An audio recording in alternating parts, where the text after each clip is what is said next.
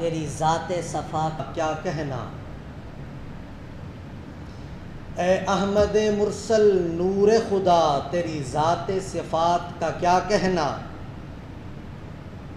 پڑھتے ہیں ملائک صلی علی تیری شان علا کا کیا کہنا، چہرے پہ قربا شمس و قمر زلفوں پہ تصدق شام و سحر، رخساروں پہ ٹھہرے کس کی نظر تیرے منہ کی جلا کا کیا کہنا۔ میرے واجب الاحترام قابل صد احترام بھائیوں، دوستوں، بزرگوں، آج کی ہماری گفتگو کا عنوان ہے، آج کے دن کی مناسبت سے 27 رجب المرجب، معراج مصطفیٰ صلی اللہ علیہ وسلم و مشاہدات مصطفیٰ صلی اللہ علیہ وسلم۔ میرے بھائیوں، اللہ رب العزت نے انسان کو اشرف المخلوقات بنایا اور پھر انسانوں کے بھی مختلف درجات رکھے، کوئی اعلیٰ ہے، کوئی اسفل ہے، کوئی ایمان والا ہے، کوئی کافر ہے، پھر مومنین کے مختلف درجات رکھے، اور مومنین میں سب سے بلند درجہ، سب سے اعلیٰ عرفہ مقام پر فائز انبیاء کرام علیہم السلام کی ہستیاں ہیں، سب سے بلند درجہ کی مقدس ہستیاں ہیں، معصوم ہستیاں ہیں،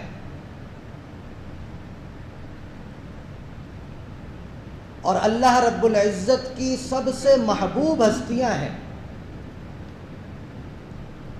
اور دوسری طرف اللہ رب العزت نے آزمائشوں میں بھی سب سے زیادہ انبیاء کرام علیہم السلام کو ڈالا۔ دنیا میں سب سے زیادہ آزمائش انبیاء کرام پر آئیں، مصائب و آلام کا سامنا انبیاء کرام نے سب سے زیادہ کیا۔ تمام انبیاء میں حضور علیہ السلام کا مقام سب سے اعلیٰ ہے، امام الانبیاء ہیں، سب سے بلند درجہ پر فائز ہیں، تو ان پر آزمائشیں دیگر انبیاء کے مقابلہ میں زیادہ آئیں۔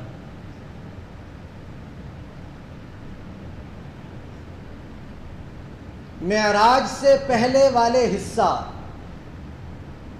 مشہور قول کے مطابق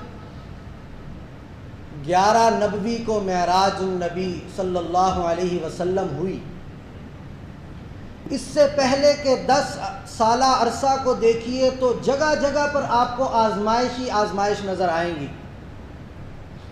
پہلا اعلان کرتے ہیں قولوا لا الہ الا اللہ تفلحون، وہیں سے مخالفت شروع ہوتی ہے، ابو لہب بد دعا دیتا ہے، پتھر اٹھا کر مارتا ہے، اور پھر یہ سلسلہ چل پڑتا ہے، مسلسل 10 سالہ تاریخ کو دیکھیے، مسلسل آزمائشیں ہی آزمائشیں نظر آئیں گی۔ کہیں سوشل بائیکاٹ کیا جا رہا ہے، کہیں صحابہ کرام رضوان اللہ علیہم اجمعین کو شہید کیا جا رہا ہے، کہیں کمزور صحابہ کو طرح طرح کی تکالیف دی جا رہی ہیں، اور پھر ایک سال جس کو عام الحزن کہا جاتا ہے، سب سے زیادہ ساتھ دینے والی 2 بڑی شخصیات، ابو طالب جو آپ کے چچا ہیں، اور حضرت خدیجۃ الکبریٰ رضی اللہ عنہا جو امت کی ماں ہیں، حضور علیہ السلام کی زوجہ مطہرہ ہیں، ان کا ساتھ بھی چھوٹ جاتا ہے، تو حضور صلی اللہ علیہ وسلم پریشان ہو جاتے ہیں، عام الحزن قرار دیتے ہیں اس سال کو۔ اللہ رب العزت کا اصول یہ رہا کہ انبیاء کرام علیہم السلام سے اللہ رب العزت نے آزمائشیں لی، امتحان لیا، جب وہ اپنے امتحان میں کامیاب ہو گئے تو اللہ رب العزت نے پھر انعامات سے نوازا۔ تو حضور صلی اللہ علیہ وسلم نے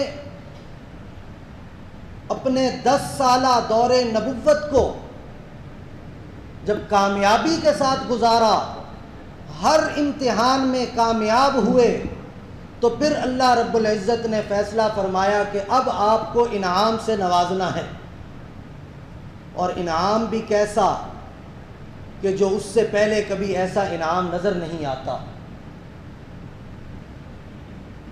اللہ رب العزت نے فیصلہ فرمایا حضور علیہ السلام کو معراج کرانے کا۔ یہ ایسا واقعہ ہے کہ اگر دل وحی کی نورانیت سے خالی ہو، مسبب الاسباب سے زیادہ نظر اسباب پر ہو، تو یہ واقعہ ہماری اپنی صفوں میں موجود لوگوں کو بھی سمجھ نہیں آتا۔ بڑا عجیب واقعہ ہے۔ تو اس وقت کا اندازہ لگائیں کہ اس وقت پھر لوگوں نے کیا طوفان بدتمیزی مچایا ہوگا۔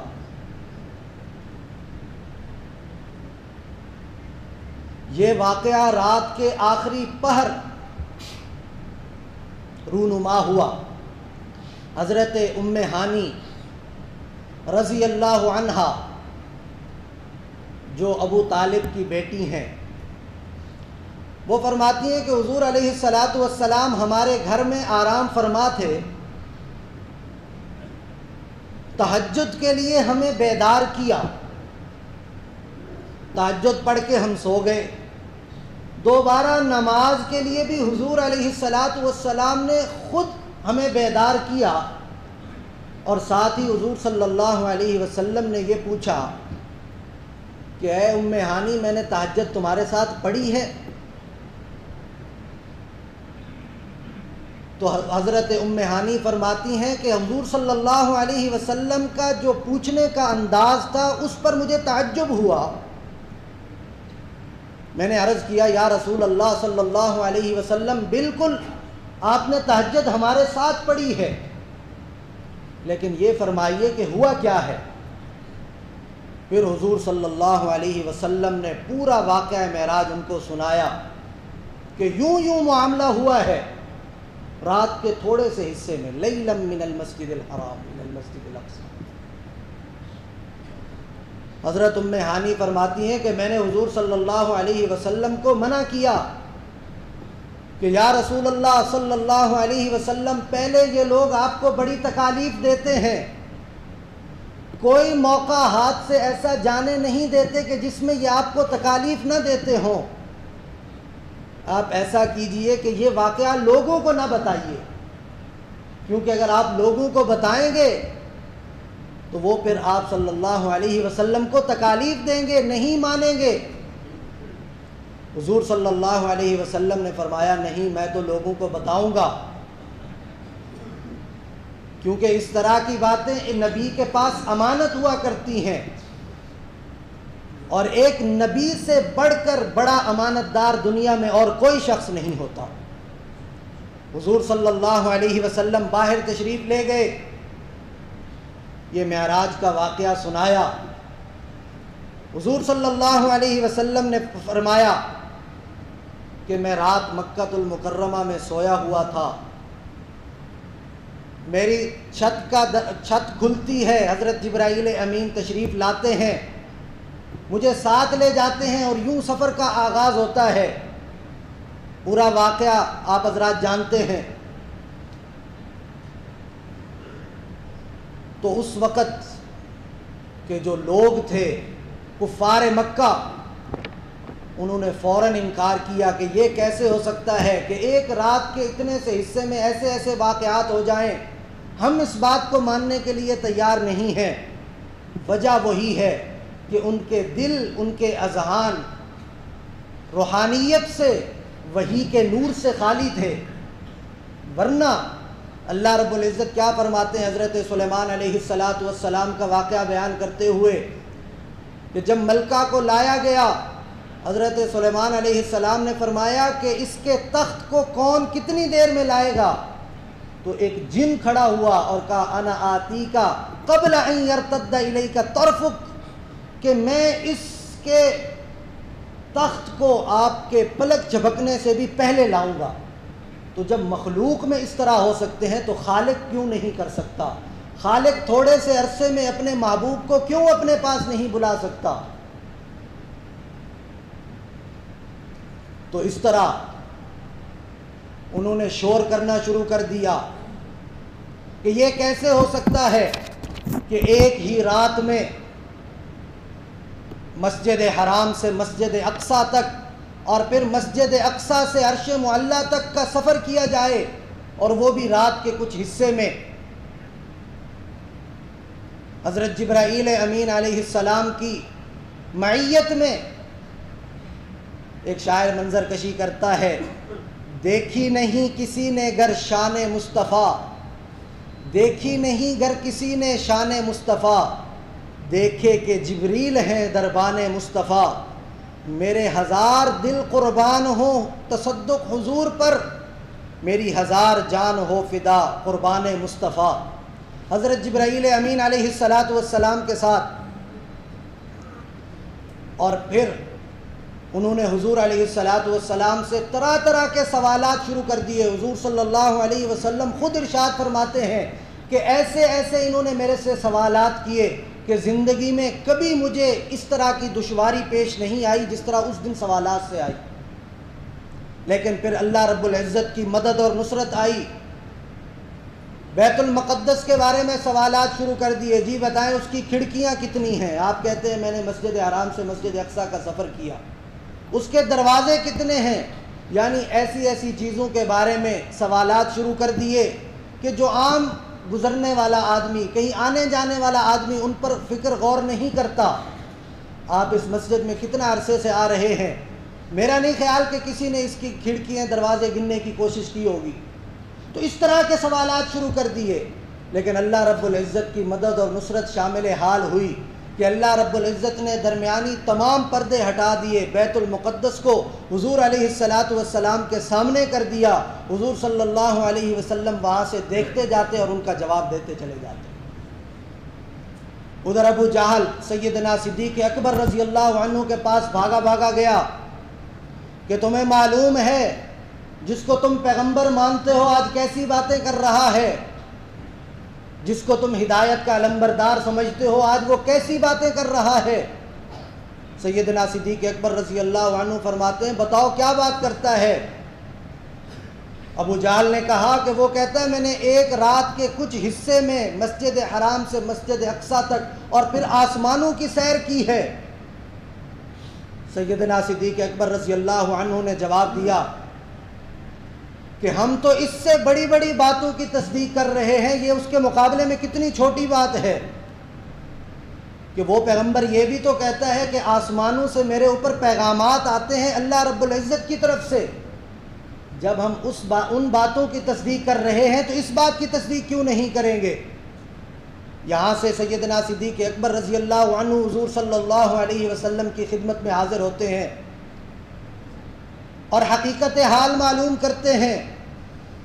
حضور صلی اللہ علیہ وسلم ان کو واقعہ سنانا شروع کرتے ہیں تو سیدنا صدیق اکبر رضی اللہ عنہ تصدیق کرتے جاتے ہیں اور گواہی دیتے جاتے ہیں کہ میں گواہی دیتا ہوں کہ آپ سچ کہہ رہے ہیں، میں گواہی دیتا ہوں کہ آپ اللہ کے رسول ہیں۔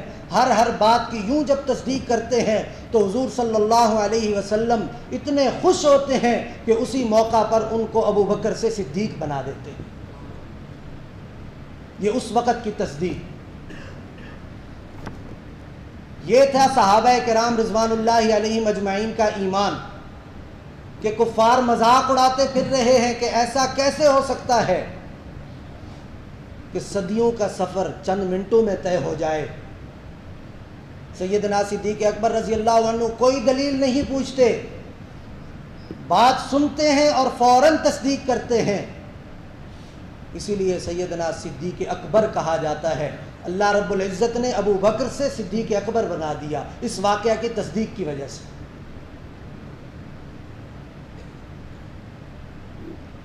سفر چلتا ہے، حضرت جبرائیل امین علیہم السلام کے ساتھ جا رہے ہیں۔ ایک شاعر منظر کشی کرتا ہے، معراج میں جبرائیل سے پوچھتے ہیں شاہ امم، تو نے تو دیکھا ہے جہاں، بتلاؤ تو کیسے ہیں ہم؟ کہنے لگے روح الامی اے مہجبی حق کی قسم، آفاقہا گردیدہ ام مہرے بتاں ورزیدہ ام، بسیار خوباں دیدہ ام لیکن تو چیزیں دیگری، کہ اے محبوب میں نے جنت کو دیکھا، جنت کے محلات کو دیکھا، بڑے بڑے حسین دیکھے، حوروں جیسے محجبین دیکھے، لیکن اے محبوب آپ جیسا میں نے آج تک کوئی نہیں دیکھا۔ اور پھر مسجد اقصیٰ جب پہنچتے ہیں تو حضور صلی اللہ علیہ وسلم کو ایک بہت بڑا شرف دیا جاتا ہے، امام الانبیاء بنایا جاتا ہے، تمام انبیاء وہاں جمع ہیں، انتظار ہو رہا ہے کہ اب امامت کون کرائے گا؟ حضرت جبرائیل امین علیہ السلام حضور صلی اللہ علیہ وسلم کو مصلی پر کر دیتے ہیں، اور یوں حضور صلی اللہ علیہ وسلم کو یہ شرف ملتا ہے، یا یوں سمجھیے کہ تمام انبیاء کو یہ شرف ملتا ہے کہ وہ حضور صلی اللہ علیہ وسلم کے مقتدی بنے۔ نماز سے فراغت کے بعد اللہ رب العزت کی طرف سے مہمان نوازی ہوتی ہے، حضور صلی اللہ علیہ وسلم کے سامنے 2 پیالے پیش کیے جاتے ہیں، ایک شرابن طہورا کا پیالہ اور ایک دودھ کا پیالہ۔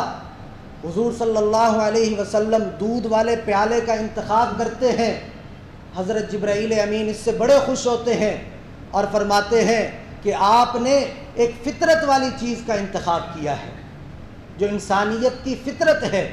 یہ دین اسلام بھی دین فطرت ہے، کوئی عقیدہ کوئی عمل ایسا نہیں ہے کہ جو ہماری فطرت کے خلاف ہو۔ تو یوں حضور صلی اللہ علیہ وسلم اس شراب کو جو پاک ہوتی ہے اس کو چھوڑ کر دودھ کا انتخاب کرتے ہیں۔ اور پھر یہاں سے پھر اگلا سفر شروع ہوتا ہے 7 آسمانوں کا۔ پہلے آسمان پر حضرت آدم علیہ السلام سے ملاقات ہوتی ہے، وہ مرحبا کہتے ہیں، دعائیں دیتے ہیں۔ دوسرے آسمان پر حضرت عیسیٰ اور حضرت یحییٰ بن زکریا علیہ السلام سے ملاقات ہوتی ہے، وہ بھی مرحبا کہتے ہیں، دعائیں دیتے ہیں۔ تیسرے آسمان پر حضرت یوسف علیہ السلام سے ملاقات ہوتی ہے، وہ بھی مرحبا کہتے ہیں، دعائیں دیتے ہیں۔ چوتھے آسمان پر حضرت ادریس علیہ السلام سے ملاقات ہوتی ہے، وہ بھی مرحبا کہتے ہیں، دعائیں دیتے ہیں۔ پانچویں آسمان پر حضرت ہارون علیہ السلام سے ملاقات ہوتی ہے، ان کی طرف سے بھی مرحبا کہا جاتا ہے۔ چھٹے آسمان پر حضرت موسیٰ علیہ السلام سے ملاقات ہوتی ہے، وہ بھی مرحبا کہتے ہیں، دعائیں دیتے ہیں۔ اور 7ویں آسمان پر حضرت ابراہیم خلیل اللہ علیہ السلام سے ملاقات ہوتی ہے، جو حضور صلی اللہ علیہ وسلم نے فرمایا بیت المعمور سے ٹیک لگائے ہوئے ہوتے ہیں، اور وہ بھی جب حضور صلی اللہ علیہ وسلم کو دیکھتے ہیں اپنے خاندان میں، چونکہ انہوں نے حضور صلی اللہ علیہ وسلم کے لیے دعائیں مانگی تھی، جب حضور صلی اللہ علیہ وسلم کو دیکھتے ہیں تو بہت خوش ہوتے ہیں اور وہ بھی مرحبا کہتے ہیں اور دعائیں دیتے ہیں۔ یوں یہ آسمانوں کا سفر ہے۔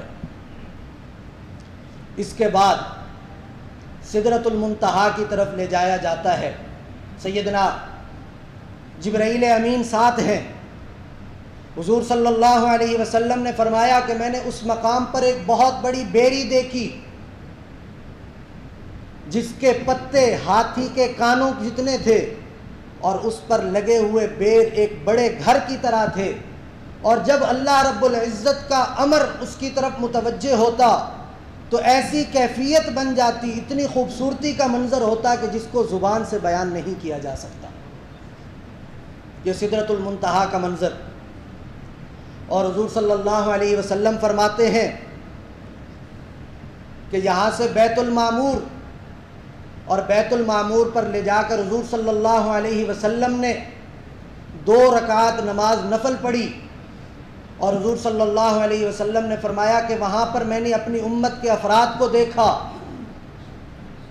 بعض سفید کپڑے والے تھے، بعض دوسرے رنگوں کے کپڑے والے، ایک کو جنت کی طرف لے جایا جا رہا تھا، باقیوں کو روکا جا رہا تھا۔ نیک اعمال کرنے والے سفید کپڑوں کی شکل میں، سفید کپڑوں میں، اور ان کو جنت کی طرف لے جایا جا رہا ہے، باقیوں کو روکا جا رہا ہے۔ یہاں سے پھر حضور صلی اللہ علیہ وسلم نے فرمایا کہ مجھے حوض کوثر عطا کیا گیا۔ حوض کوثر کیا ہے؟ حضور صلی اللہ علیہ وسلم نے اس کی صفات بیان فرمائیں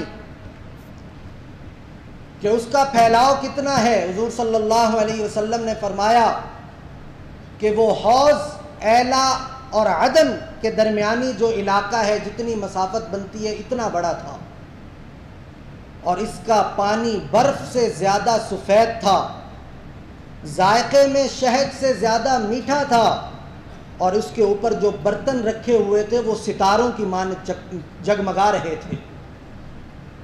اور حضور صلی اللہ علیہ وسلم نے فرمایا اس دن میں، یہ چونکہ حوض مجھے عطا کیا گیا، تو اس دن میں لوگوں کو اس سے اس طرح روکوں گا جیسے لوگ پانی سے اونٹوں کو روکا کرتے ہیں۔ صحابہ کرام رضوان اللہ علیہم اجمعین نے عرض کیا، یا رسول اللہ صلی اللہ علیہ وسلم، آپ اس دن ہمیں کیسے پہچانیں گے؟ آپ ہمیں کیسے پہچانیں گے کہ یہ آپ کا امتی ہے، یہ آپ کا فرمانبردار ہے، یہ نافرمان ہے؟ تو حضور صلی اللہ علیہ وسلم نے ارشاد فرمایا کہ میں اپنی امت کو وضو کے جو نشانات ہیں، وضو کرنے سے جو نورانیت آتی ہے، اعضائے وضو کی چمک سے پہچانوں گا۔ آج ہم غور کریں کہ ہم نماز سے کتنا دور ہیں، اس وضو سے کتنا دور ہیں۔ اس حوض پر جو حضور صلی اللہ علیہ وسلم نے پہچان بتائی، وہ اعضائے وضو کی چمک بتائی۔ اور یہاں سے حضور صلی اللہ علیہ وسلم نے فرمایا کہ میں نے اس حوض میں غوطہ لگایا، جنت میں پہنچ گیا اور جنت کی نعمتوں کو دیکھا، طرح طرح کی نعمتیں۔ مثلا حضور صلی اللہ علیہ وسلم نے فرمایا کہ وہاں کا انار اتنا بڑا تھا، اتنا بڑا انار تھا کہ جیسے ایک اونٹ بیٹھا ہوا ہوتا ہے، اتنا بڑا ایک انار۔ یہ جنت کے انار کی بات ہو رہی ہے۔ اور فرمایا اس کے برتن لؤلؤ کے تھے، اور اس کی جو مٹی تھی وہ مشک کی تھی۔ یہ حضور صلی اللہ علیہ وسلم نے چند صفات بیان فرمائی۔ اور پھر حضور صلی اللہ علیہ وسلم کو چند اور مشاہدات کرائے گئے۔ مثلا حضور صلی اللہ علیہ وسلم نے فرمایا کہ میں نے دیکھا کہ بعض لوگوں کے پیٹ بڑے مکانوں کی طرح ہیں، بڑے بڑے مکانوں کی طرح بڑے بڑے پیٹ، اور ان کے اندر سے ازدہے بار آ رہے ہیں۔ میں نے حضرت جبرائیل امین سے پوچھا کہ یہ کیا ماجرا ہے، یہ کون لوگ ہیں؟ تو حضور صلی اللہ علیہ وسلم نے فرمایا کہ یہ آپ کی امت کے سود خور ہیں، جو دنیا میں سود کھایا کرتے تھے، سود کھایا کرتے تھے، ان کا انجام یہ ہونے والا ہے، اور ان کو یہ انجام ملے گا۔ تو اگر کوئی بھائی اس میں مبتلا ہے تو فوراً اس سے توبہ کرے، فوراً توبہ کریں۔ ممکن ہے کہ ہمارے مال میں اگرچہ تھوڑی بہت کمی آ جائے، لیکن سکون ہوگا اور اس طرح کی عبرتناک سزا سے بچ جائیں گے۔ اور پھر حضور صلی اللہ علیہ وسلم نے فرمایا کہ کچھ لوگ ایسے تھے کہ ان کے ہونٹ اونٹوں کے ہونٹ کی طرح تھے، اور ان کے ہاتھوں میں بڑے بڑے گولے تھے جو آگ کے تھے، وہ اپنے منہ میں داخل کرتے اور پیچھے کے راستے سے باہر نکل جاتے۔ میں نے پوچھا کہ یہ کون لوگ ہیں؟ حضور صلی اللہ حضرت جبرائیل امین علیہ السلام نے فرمایا کہ یہ وہ لوگ ہیں جو یتیموں کا مال کھایا کرتے تھے۔ یتیموں کا مال کھانے کی وجہ سے اللہ رب العزت نے ان کو یہ سزا دی۔ اور پھر حضور صلی اللہ علیہ وسلم نے ارشاد فرمایا بعض لوگ ایسے تھے کہ ان کے سامنے حلال گوشت بھی رکھا ہوا تھا، دوسری طرف بدبودار حرام گوشت رکھا ہوا تھا، لیکن وہ زیادہ متوجہ ہوتے حرام گوشت کی طرف، ان کا جھکاؤ حرام گوشت کی طرف ہوتا، بدبودار کی طرف ہوتا۔ میں حیران ہوا، میں نے حیران ہو کر پوچھا یہ کون لوگ ہیں اور یہ کیا ماجرا ہے؟ تو حضرت جبرائیل امین نے فرمایا کہ یہ وہ لوگ ہیں کہ جن کی بیویاں تھیں، جن کی بیویاں ہوتے ہوئے یہ غیر عورتوں کی طرف متوجہ ہوا کرتے تھے۔ تو اپنی بیوی کی موجودگی میں حلال پاس ہوتے ہوئے غیر عورت کی طرف متوجہ ہونا ایسا ہی ہے جیسا ایک حلال گوشت کو چھوڑ کر بدبودار گوشت کی طرف متوجہ ہونا۔ اور پھر حضور صلی اللہ علیہ وسلم نے فرمایا بعض عورتوں کو میں نے دیکھا وہ اپنے پستانوں کے ساتھ لٹکی ہوئی تھیں۔ میں نے حضرت جبرائیل امین سے پوچھا یہ کون سی عورتیں ہیں؟ تو حضور صلی اللہ علیہ وسلم حضرت جبرائیل امین نے فرمایا کہ یہ وہ لوگ عورتیں ہیں کہ جو غیر مردوں کی طرف متوجہ ہوا کرتی تھیں، اس طرح کی سزا۔ اور پھر حضور صلی اللہ علیہ وسلم نے فرمایا کہ میری ملاقات ہوئی جہنم کے داروغہ سے جو دوسروں سے ہٹ کر تھا، باقی جس فرشتے سے ملاقات ہوتی وہ خندہ پیشانی سے ہنس کر سلام کرتا، لیکن وہ نہیں ہنسا۔ میں نے حضرت جبرائیل امین سے پوچھا کہ یہ کیا معاملہ ہے، تو حضرت جبرائیل امین نے فرمایا کہ یہ حضرت مالک ہے جو جہنم کا داروغہ ہے، اگر یہ زندگی میں کبھی ہنستا تو یہ آج ضرور ہنستا آپ سے ملاقات کے بعد، لیکن آج یہ نہیں ہنسا تو یہ زندگی بھر کبھی نہیں ہنسے گا۔ اور پھر حضور صلی اللہ علیہ وسلم نے فرمایا کہ مجھے جہنم دکھاؤ، جہنم دکھائی گئی، پردہ ہٹایا گیا تو حضور صلی اللہ علیہ وسلم نے فرمایا کہ اس کی آگ یوں محسوس ہوئی جیسے ہماری طرف آ رہی ہے، تو میں نے فوراً کہا کہ اس پردے کو نیچے گرا دو۔ وہ پردہ نیچے گرا دیا گیا، اور یوں حضور صلی اللہ علیہ وسلم کا یہ سفر، اور اس سفر کی سب سے خاص بات اللہ رب العزت سے ملاقات اور اس ملاقات کے دوران ملنے والا تحفہ ہے۔ اللہ رب العزت نے تحفے کے طور پر حضور صلی اللہ علیہ وسلم کو 50 نمازیں عطا کی۔ یہی فرق ہے باقی اعمال میں اور نماز میں کہ باقی اعمال زمین پر، نماز کو اللہ رب العزت نے عرش پر بلا کر دیا۔ واپس آئے 50 نمازوں کو لے کر، حضرت موسیٰ علیہ السلام نے بار بار بھیجا، یہاں تک کہ 5 رہ گئی، لیکن ہمارے لیے اس سے بڑا دوسرا انعام یہ ہوا کہ پڑھیں گے 5 اور ثواب 50 کے برابر ہوگا۔ اگر وہی 50 رہتی تو جتنا ثواب ان 50 کا تھا، اللہ رب العزت نے ایک تو نماز والا انعام دیا اور دوسرا انعام یہ دیا کہ 5 پڑھیں گے اور ثواب 50 کے برابر ہوگا۔ تو یہ چند واقعات، مشاہدات تھے جو حضور علیہ السلام نے بیان فرمائے، ورنہ یہ بڑا وسیع موضوع ہے، وقت کی نزاکت کو مد نظر رکھتے ہوئے یہ انتخاب کیا گیا۔ تو ہماری زندگی میں سبق کیا ہے اس واقعہ سے کہ جو حضور صلی اللہ علیہ وسلم نے اپنے مشاہدات بیان فرمائے کہ سود خوروں کے ساتھ کیا معاملہ ہو رہا ہے، زانیوں کے ساتھ کیا معاملہ ہو رہا ہے، مختلف گناہ کرنے والوں کے ساتھ کیا معاملہ ہو رہا ہے، اور جو پھر تحفہ دیا جا رہا ہے، ہم ان تمام کا خیال کریں۔ ہمارے لیے سب سے بڑا اس واقعہ میں سبق یہ ہے، اللہ رب